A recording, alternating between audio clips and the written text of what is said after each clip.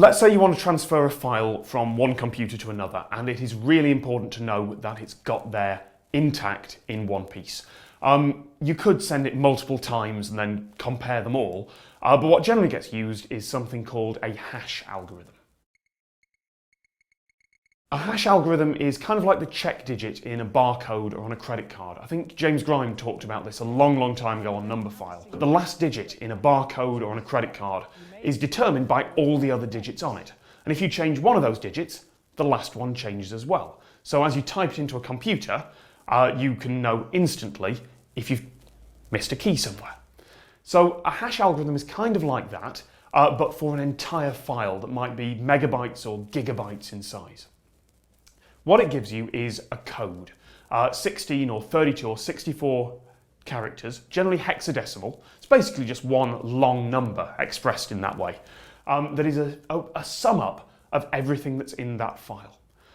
If you crushed it down, if you do all these manipulations to it and crush it down, crush it down, crush it down, and what it comes out with is this thing that says this is a summary of that file. You can never make it work backwards, you can't pull that data back out, but it's like a signature. It's like a confirmation that this file is really who it says it is. The simplest hash algorithm I can think of would just be something like, that's 5, add up all the digits in the file, which is 4, 9, 40, 23.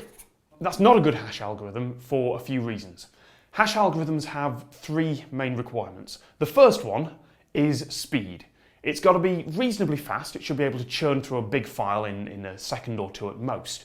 But it also shouldn't be too quick. If it's too quick, it's easy to break, and I'll explain that later. The second requirement is that if you change one byte, one bit, anywhere in the file, at the start, at the middle, at the end, then the whole hash should be completely different. This is something called the avalanche effect. If you're interested in how this is achieved, do look up the actual algorithms themselves. It'd take me an hour to explain sort of vaguely how they work in a friendly way, but if it's your kind of thing, do look it up. But suffice it to say, if one bit gets flipped anywhere in the message, then the whole hash is completely and utterly different. The third requirement is that you've got to be able to avoid what are called hash collisions. This is where you have 2 documents which have the same hash. Now obviously there is a mathematical principle called the pigeonhole principle.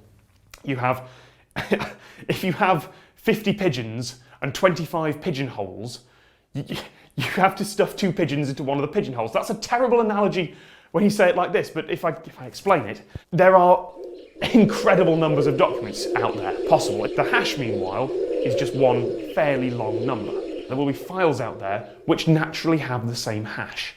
And that's okay because the odds against it are so unlikely that we can deal with that. It's never going to happen naturally. But if you can artificially create a hash collision, if you can say, create a file and change a name, then we have a problem. And that's where security comes into these. Because if I can make a file that sums to a certain hash, then I can fake documents. I can send different things and have this signature match. So let's say I have an important document, something that's, I don't know, the permission to go to the moon. I don't know why I said that. Oh yeah, permission to go to the moon, let's say that. And it's got someone's name on it. And that file is sent, and along with it, through other channels comes this hash to verify that this is actually the document. Now let's say I can intercept that file, and I can change it, but because the hash algorithm is broken, I can change it, I can change the name, I can change the date, I can change whatever, and I can send someone else to the moon because I can make this hash the same through carefully tweaking the bytes.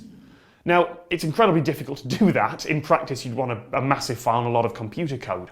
But there are old hash algorithms like MD5, which was used for many, many years, which now have these collisions out in the wild and are considered broken.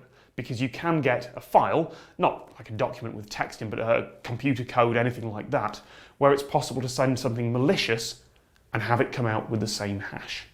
So this is important. This is where speed comes in.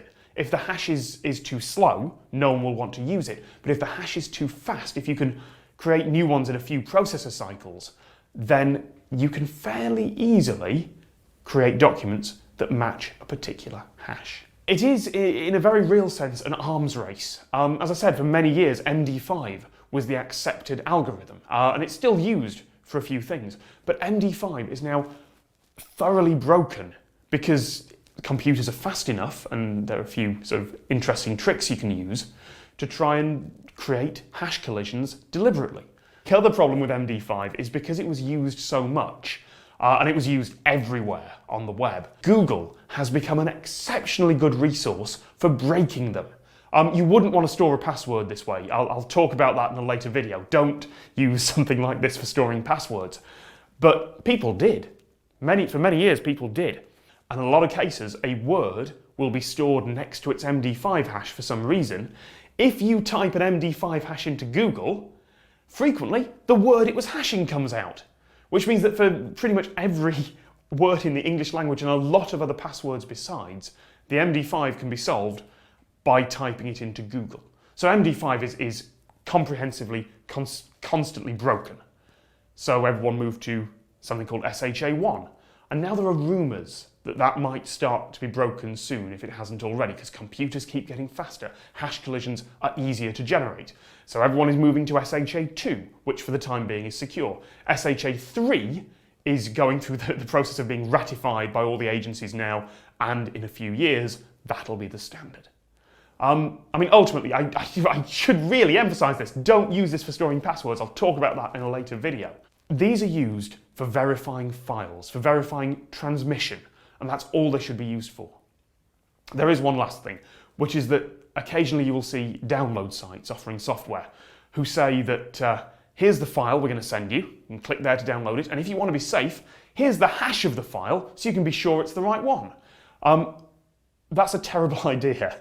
I mean, it'll verify you've got the download intact, but they're selling this as we guarantee that this software is safe and you can check it against that hash, which is a bad idea, because if someone has been able to get into their website and change the software they're sending, it's pretty trivial to change that hash as well. So there you go, that is hash algorithms. That is taking a big chunk of data and turning it into a small amount to verify it.